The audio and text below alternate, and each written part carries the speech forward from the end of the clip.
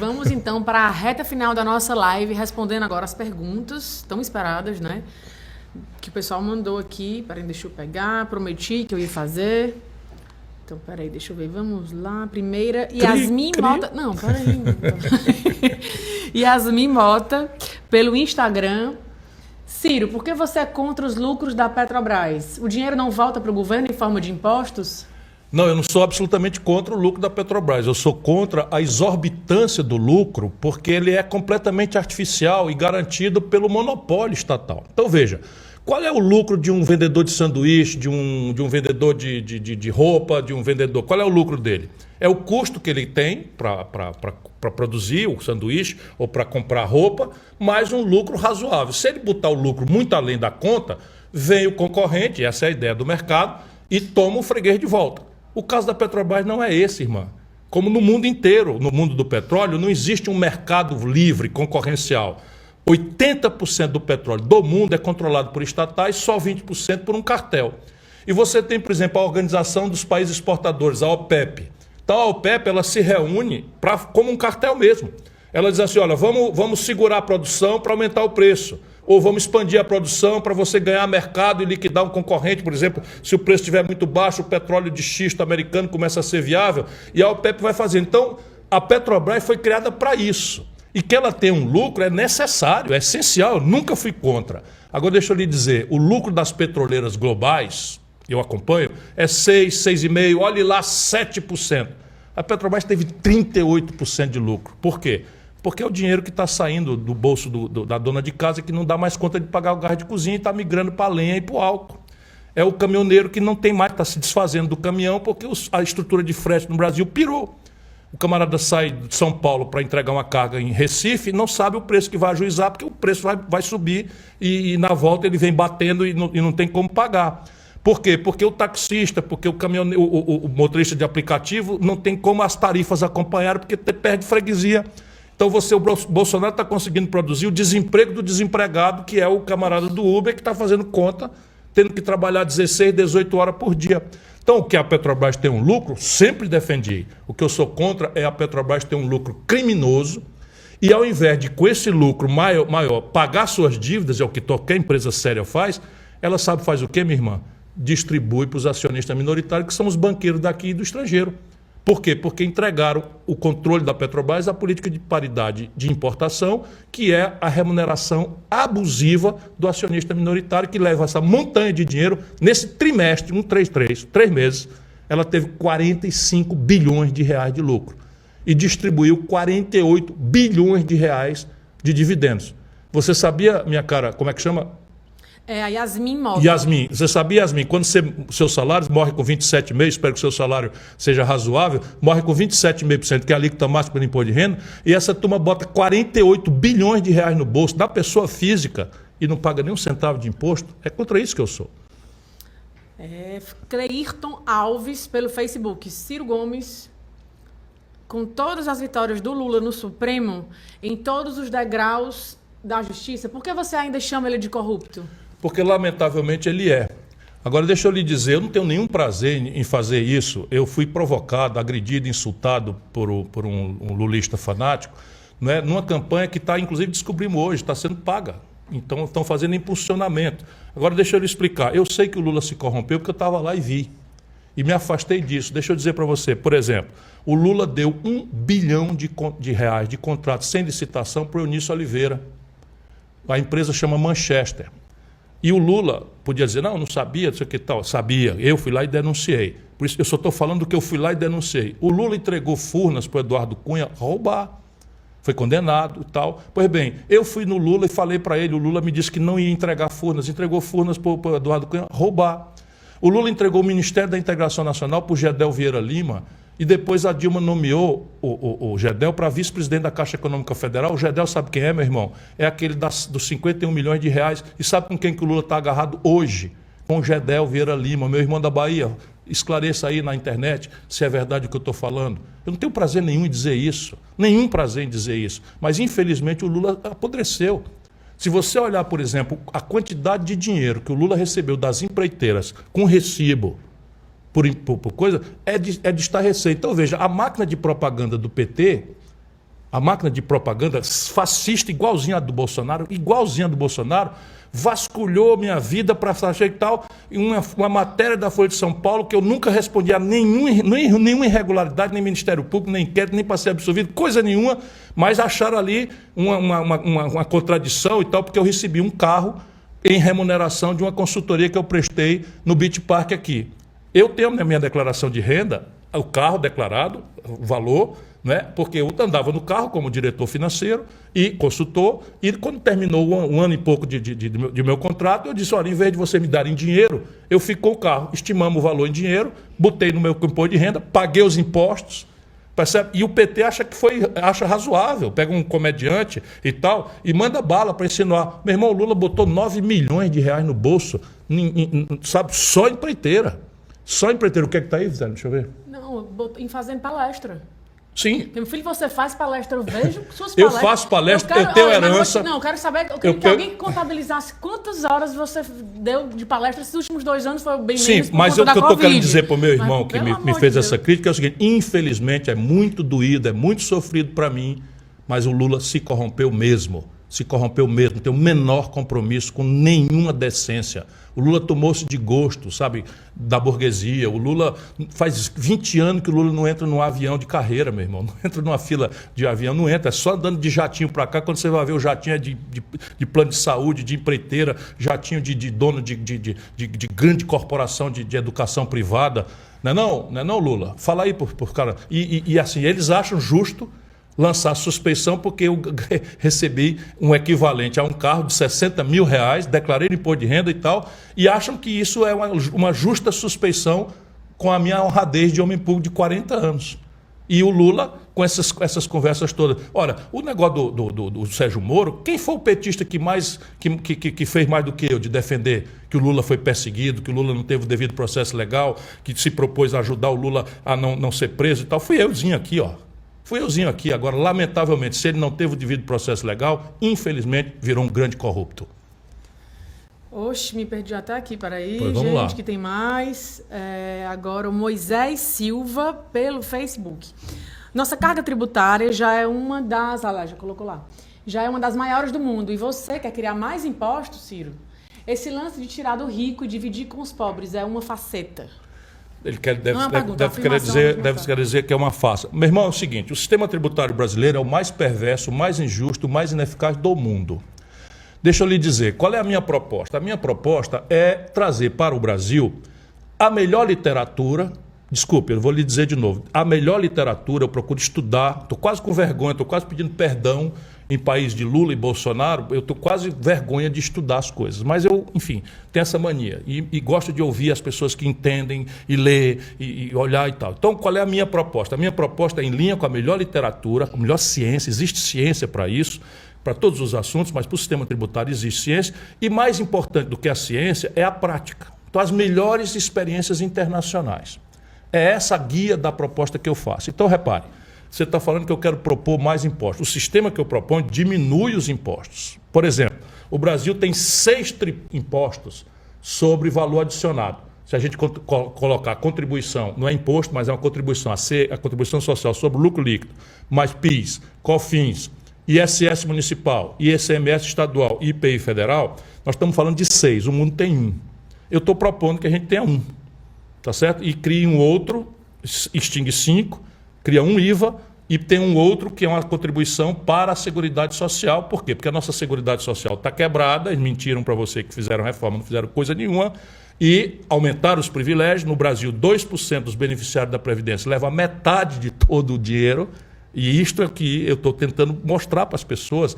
E aí, esses 2% são os poderosos. Eles criam no imaginário do povo. Agora, deixa eu lhe dizer, o imposto de renda no mundo inteiro tem uma progressividade de escala. O que é isso? O mais pobre paga menos, o mais rico paga mais. Então, no Brasil, a menor alíquota é 15%, a maior é 27,5%. Nos Estados Unidos, você tem, ou na Europa, você tem alíquotas menores para a população mais baixa e muito mais alta para as grandes rendas. Quando eu fui ministro da Fazenda, eu fiz isso. Então você pega um artista, um futebolista, não sei o que e tal, ele faz uma PJ e paga 15% de imposto de renda. Eu estou propondo que quem ganha 1 milhão, 1,5 milhão por causa, pague 35%. Por quê? Porque eu preciso diminuir os impostos que hoje liquidam o consumo popular. Isso é o que eu estou lhe dizendo. Eu quero diminuir os impostos que hoje só incidem naquela população que não está organizada e não tem sequer consciência de que é contribuinte. Por exemplo, uma dona de casa, diarista, do Rio de Janeiro, que saiu de casa hoje com bala perdida lá na Penha, ela paga 40% de imposto numa ligação de celular. A cidadã que está hoje, o cidadão chegou em casa esfolado, de cansado, com um caixote de aplicativo nas costas, não sei o que e tal, liga a energia, paga 40%, irmão. 40% de imposto. Eu quero diminuir isso. Então, para diminuir isso e não perder o equilíbrio das contas, é que eu proponho ao país um novo modelo. Agora, volto a lhe dizer, só em linha com as melhores práticas. Vou dizer outra coisa para você. Você sabia que salmão, queijo suíço, filé mignon e mais 36 produtos que a população pobre de classe média só vê nas novelas da Globo tem isenção de PIS e COFINS na cesta básica? Sabia? Sabe quanto é isso por ano de roubalheira do nosso povo? 8 bilhões de reais. Deixa eu te dar uma comparação. Com 8 bilhões de reais eu boto 1 milhão de crianças numa creche em tempo integral. Top! Top! Como nós estamos já fazendo, praticamente universalizado na minha cidade, em Sobral. Percebe? Então a minha questão é ser justo. Eu quero fazer um sistema tributário à prova, sabe, de tecnicalidade, à prova de justiça fiscal. E o Brasil tem o pior sistema do mundo. Epa, vamos lá, aqui, cadê? Mano, deixa eu te dar mais um exemplo. Oxe. Não sei de onde ele é. De onde é que ele é, sabe não? Não, eu sei que ele aqui... Deixa eu dizer, o povo de São Paulo, o povo da cidade de São Paulo, paga de IPTU por mês o que todo o mundo rural, dos grandes latifúndios, do agronegócio mais rico do mundo, do planeta Terra, talvez perca ali para a Califórnia, para os Estados Unidos, paga por ano de imposto territorial rural. Isso mesmo que eu acabei de dizer, o IPTU do paulista hoje recolhe por mês para a Prefeitura de São Paulo o que todo o Brasil rural arrecada por ano. Aí é evidente, os caras não querem pagar, mas eu não quero fazer nada. É um sistema muito inteligente, que se o cara der uso ótimo à terra, se o cara respeitar as regras a normatização da sustentabilidade ambiental, se o cara não tem punição para o trabalho semi-escravo, para criar um incentivo, ele vai para zero, para perto de zero o imposto. Porém, se o cara está especulando, está depredando o meio ambiente, ele tem que ir para muito, até um imposto, não é que seja coadjuvante de uma grande reforma agrária que o país está por fazer. Então é uma coisa muito estudada, eu não quero prejudicar ninguém. Deixa eu dizer de novo para você aqui, sabe quanto é a renúncia fiscal do Brasil por ano? Renúncia fiscal não é sonegação, é aquilo que se deve e que por um punhado de favores eles estão liquidando o país, 350 bilhões de reais. Aí vou dar algum exemplo aqui, a Localiza, eu pego uns para Cristo, porque eu pego o cara mais agressivo. Então eu tenho um empresário, não tenho nada contra, Salim Matar, um grande empresário e tal, nenhum problema contra, às vezes acha que eu tenho alguma parte, não, eu quero dar exemplo prático. Ele é dono de uma locadora de veículos, confere? Pois bem, todos os carros da Localiza, de Ariquemes, lá em Rondônia, até Santana do Livramento, ou Rio Grande, ou enfim, qualquer lugar do Brasil, ou no Cabo Branco, na Paraíba, todos esses carros são emplacados em Belo Horizonte. Sabe para quê? Para ser evadido do IPVA. Aí um cidadão que não está nos assistindo hoje, que está esfolado numa motocicleta com pacote para entregar comida para a burguesia, paga 4%, meu irmão, de imposto de IPVA no valor da moto. E o cara que tem um jatinho no Brasil, o país que tem mais jatinhos particulares, um cara que tem um helicóptero, um cara que tem uma lancha, um jet ski, não paga um centavo de IPVA. Será que está direito? Agora, todos eles são contra mim. Eu quero saber se quem é prejudicado e poderia ser muito beneficiado vai acordar, porque isso tudo está acontecendo do lulismo para cá, do Fernando Henriquismo para cá, não foi o Bolsonaro. O Bolsonaro está piorando tudo e não mudou nada porque prometeu. Mas isso aqui é a grande chaga brasileira. O nosso país é o seguinte, esfola o pequeno empresário, esfola a classe média, esfola o pobre e transformou o Brasil no paraíso fiscal dos super ricos. Eu vou para mudar isso. Márcio José pelo YouTube. Márcio José. Olha lá. Ciro, quero saber se você tem coragem para combater a bandidagem. Qual é o seu projeto para a segurança pública? Definitivamente não é mandar a polícia atirar a bala perdida, porque o Brasil tem a polícia que mais mata e a polícia que mais morre também no mundo. Isto não existe modernamente. O que é que eu vou fazer? Eu vou federalizar algumas figuras penais, ou seja, passará a ser responsabilidade minha, do governo federal, se eu tiver a honra de servir essa grande nação, o enfrentamento do crime organizado, facções criminosas, milícias, não é? O crime do colarinho branco, o crime financeiro, o contrabando de arma, o narcotráfico, essas coisas todas. E nós vamos fazer o seguinte, como? Fazer um sistema único, que está anunciado, mas nunca saiu do papel, um sistema único de segurança pública, que vai integrar das guardas municipais até uma polícia federal reestruturada. Os policiais federais estão aí numa contradição tremenda, uma parte deles se rendeu à corrupção bolsonarista, manchando uma instituição respeitabilíssima, e eu quero dizer ao povo que a maioria são sérios, estão aí de novo nas ruas protestando, porque o Bolsonaro mentiu para eles, enganou, não é? Enfim, e tem a minha solidariedade. Até vou aceitar um convite que a Associação dos Delegados da Polícia Federal me fez para ter uma discussão na sede deles. Eu quero ver se eu marco, eu recebi esse convite hoje, que me foi trazido pelo meu irmão, presidente Carlos Lupe. Então vejam, integrar a estrutura toda a partir das guardas municipais, e toda a lógica do enfrentamento do crime vai ser trocada de aparato por inteligência e tecnologia. A gente nem deve comentar muito em público e tal, mas uma parte desse esforço já tem rendido no Ceará, onde nós experimentamos determinadas políticas públicas, alguns efeitos importantes. Alguns crimes, por exemplo, sequestro, praticamente sumiu da nossa realidade, porque nós temos uma estrutura tecnológica, não devo comentar isso, mas é uma estrutura tecnológica de ponta do mundo, em que nós praticamente liquidamos essa figura. Roubo de carro também caiu. Onde é que nós estamos apanhando? Homicídio. Porque o homicídio é a guerra que se estabeleceu na periferia do Brasil por espaço para droga.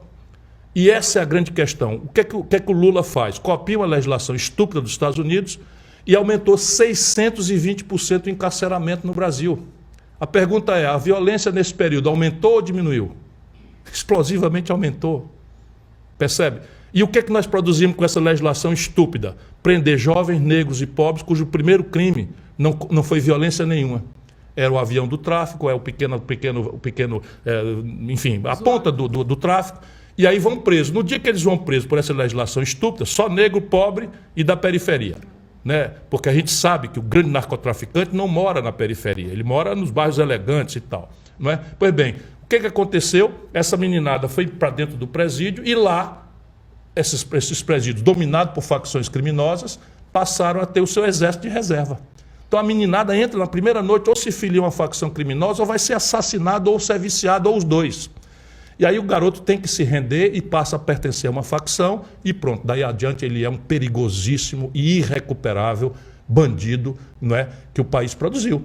Que a política pública equivocada, enquanto se faz discurso de amor aos negros, de amor aos jovens, etc., o que se produziu na prática foi isso, o mais grave política de encarceramento de negros, pobres e jovens, e a produção do mais violento exército de reserva para as facções criminosas, que, aliás, se sediaram no Brasil durante esse período da democracia brasileira, da conversa mole do Fernando Henrique, da conversa da lambança do Lula, e não se fez uma inovação institucional. Olha o que eu estou dizendo. Nasceram as facções criminosas, viraram poderosas organizações, estão se imiscuindo na política, estão se imiscuindo no judiciário, percebe? E não se fez uma inovação. Sabe qual é o efetivo da Polícia Federal, meu irmão? Só para você ter uma ideia, e isso vai mudar. Sabe qual é o efetivo da Polícia Federal? Um país de 212 milhões de habitantes, que é o nosso, 11 mil pessoas. Isso mesmo.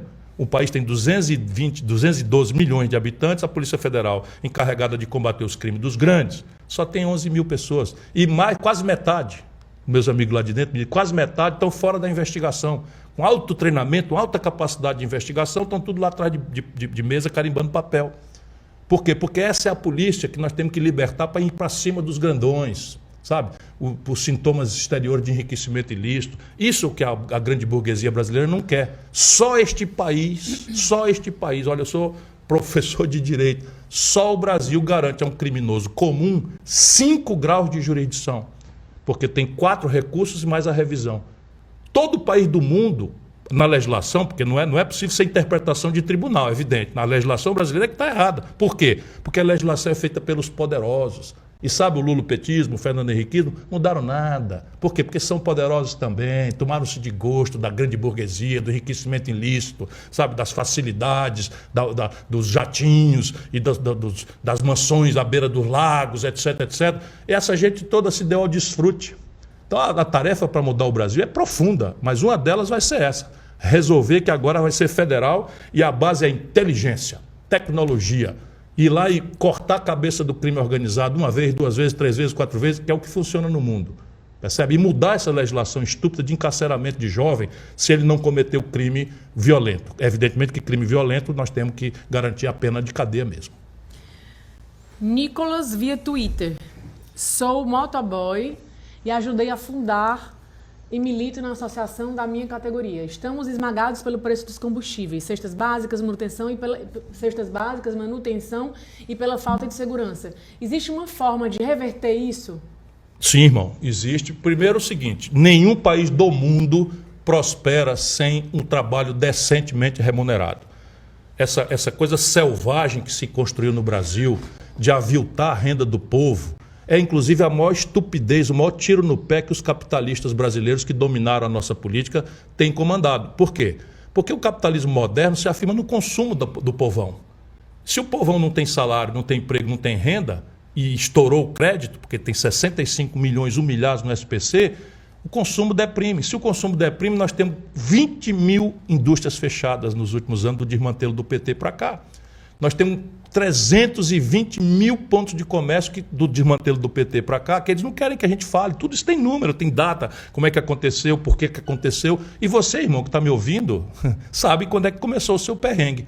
Então o país faz 10 anos, agora vou entrar para o 11º, que não cresce. Passamos 10 anos entre 2010 e 2021, 2010 e 2020, 10 anos pela primeira vez em 120 anos. Se o país não cresce e chega a 2 milhões de garotos precisando trabalhar, o preço do trabalho cai, porque é uma super oferta de gente, todo mundo desesperado, precisando levar alguma coisa para casa para comer, e essa gente destruindo toda a proteção do trabalho. Então, sim, nós vamos retomar o desenvolvimento econômico e temos alguns caminhos para enfrentar a especificidades. Por exemplo, a inadimplência, 65 milhões, eles me levam do deboche, mas 65 milhões de pessoas e humilhadas no crediário, não é um problema individual, como eles querem que cada um de nós pensemos, que é uma senhora se sente a pior das mulheres, um senhor já mais idade se sente o pior dos homens, porque está humilhado no SPCE. Não, irmão. Se fosse 6 milhões de pessoas, tudo bem, era uma minoria, não, mas estou falando de 65 milhões. Sabe por quê? Porque o governo, desde o Fernando Henrique, do Lula, pratica o mesmo modelo econômico que dá aos bancos o maior juro do planeta Terra. E se o juro é como chega a 1000% o juro no crédito pessoal, no crediário, o cidadão não dá conta de pagar e cai na estrutura. Só para você ter uma ideia, enquanto o Lula tirou 43 bilhões de reais dos cofres públicos e passou para o bolso dos empresários de educação privada, criando no Brasil o maior conglomerado de educação privada do mundo, nós temos quase 1.700.000 garotos humilhados no SPC, começando a vida, endividados no FIES. Essa é a vida do brasileiro, e a lambança, e o papo furado, e vamos contra o fascismo, e vamos contra o comunismo e tal. Eu quero saber se isso resolve o problema de quem. Eu estou tentando ver se a gente apresenta uma proposta, um projeto, com começo, meio e fim, que diga de onde vem o dinheiro, quais são as metas, como é que a gente resolve o teu drama. Muito bem. Obrigado. Alcione Marinho de Moura. Alcione aí. Por que o ajuste fiscal brasileiro não passa pela gestão das receitas e das despesas financeiras? Só vem sobre o financiamento dos direitos sociais. Isso não é anticonstitucional? Olha, Alcione, minha irmã, é isso que se trata. Sabe o que a Alcione acabou de nos dizer? É o seguinte, ó. O Brasil tem um orçamento. O que é o orçamento? É uma lei que o governo manda ali em setembro, outubro, o governo manda para o Congresso. Por quê? Porque nessa lei, que ninguém presta atenção nela, está ali dito de onde é que vem o dinheiro, como é que cobra os impostos, quem que vai pagar tanto, quem que vai pagar quanto, não sei o que e tal, e diz para onde é que vai o dinheiro. Vai gastar tanto em saúde, tanto em segurança, tanto em educação, tanto com pessoal, tanto com previdência, tanto com ponte, com aeroporto, etc, etc. Pois bem, o orçamento é uma lei. Escuta aqui, Alcione, sabe qual é, que é o que a Alcione já sabe, mas eu vou aproveitar a inteligência da pergunta dela, porque isso é a chave da questão.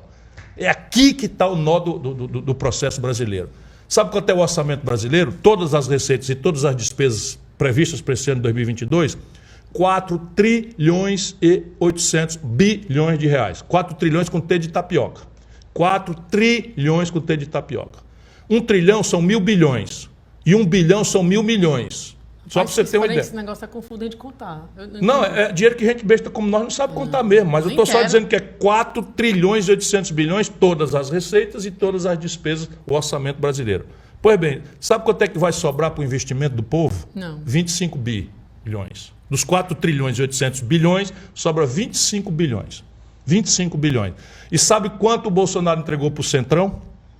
Para roubar em caminhão, em carro de lixo, para roubar, como eu já comentei aqui, 30 bilhões. Ou seja, os 25 mais 5 de restos a pagar é o que ele entregou para o Centrão no ano passado e esse ano é mais ou menos a mesma coisa. Para roubar. Aí a turma, mas a esculhambação está muito grande, precisamos resolver o problema das contas públicas e tal, e que nem a senhora está lembrando. Sabe o que fizeram? Meteram na Constituição brasileira um chamado teto de gastos. Qual é a maior despesa que o teto devia ser? O teto de gasto é gasto, né, não? Se eu tirar o dinheiro do bolso para comprar um chiclete e eu tirar o dinheiro do bolso para comprar gasolina, é o mesmo bolso, é o mesmo dinheiro. Sim. Confere? Sim. Para eles não, em Brasília. Então, o mesmo dinheiro é o seguinte, você pega o teto de gasto é em cima da educação, da saúde, da segurança do povo. Isso aqui não pode gastar mais do que gastou ano passado, mas é inflação. E o juro que leva 52 de cada 100 reais deste imenso orçamento, de cada 100 reais do Brasil, 52 é juro, rolagem e amortização de dívida pública. O pedaço dos banqueiros. Pois bem, o teto de gasto não alcança. Só alcança educação, saúde, segurança, etc. Por 20 anos. Isso não existe, aquilo que eu falava na questão tributária, das melhores práticas, da literatura, isso não existe em nenhum país do planeta Terra e nem em livro nenhum de economia. Por quê? Porque a banqueirada manda e desmanda nesse país. O Lula já anunciou que vai manter a direção do Banco Central do Bolsonaro. Sabe o que é isso? Manter essa mesma política econômica. Eu fiz um levantamento no período do Lula, ele entregou para essa banqueirada, nessa mamata, 4 trilhões e 88 bilhões de reais de juro. E sabe o que foi todas as políticas compensatórias da Bolsa Família? 332 bilhões de reais, do número oficial. Aí os caras ficam pirados, o Ciro está atacando. Eu estou atacando, eu estou dando um número. E eu sou contra isso. Agora dizer a verdade virou ataque, Não, né? virou ataque, fascista. Fascista, está zangadinho, pagando para difamar. Agora, ó, só debaixo de 7 palmos eu vou deixar de falar para o povo brasileiro a verdade. Tem gente que mente, né? E como é que é? Erros factuais. Ou então, não, tem gente que mente e é piada. Ou é piada ou é factual. Claro, mas se você fala a verdade, é atacando. Eu nem quero mais voltar nesse assunto, mas repare, vamos lá. Esses caras não querem debater. Eles não querem debater. É uma coisa impressionante. A maior democracia eleitoral do mundo, porque aqui nós votamos desde os 16 anos e o voto ainda é formalmente obrigatório. Então, a maior democracia eleitoral do mundo, os dois candidatos que estão na pesquisa, na frente, não querem debater. Não querem debater. Meu irmão. Então é o seguinte, o Lula teve o desplante de dizer, não, você vota em mim e depois que eu for eleito eu digo o que é que eu vou fazer. Olha, se eu digo uma aberração dessa, francamente, eu dava liquidado. Então veja bem, você é o seguinte, ó, tá aqui uma caixa que tem uma fruta dentro e tal. Deixa eu dar uma olhadinha se ela tá madura. Não, você compra e depois você vê ela em casa. Não, você sabia que tem muita coisa que eu imagino. Se fosse o Ciro dizendo isso, o mundo desabava. Mas não se preocupe, não. Vou fazer uma listazinha das coisas. Se fosse o Ciro dizendo isso. Aí. Eu vou fazer. Gente, turma boa, por favor, estou encomendando uma listinha de se fosse o Ciro. Vou cobrar, viu? Bora, tem mais. Vou cobrar. Hoje, infelizmente não. Hoje não, pergunta demais. Você sabe, eu gosto de tudo. Entrevistar um cara como Casagrande dá muito prazer. Amanhã a gente pega o cambão, pega o voo da Gol, né, de novo. Faz 20 anos que o Lula não entra numa fila de aeroporto. 20 anos. Peraí, que eu soube que teve uma história para não dizer que tá mentindo. Porque tem que ter cuidado. Eu soube que falasse que teve um voo aí só uma vez, pronto, nunca mais. Mas enfim, a gente tem que fazer mala. Deve ter alugado o avião.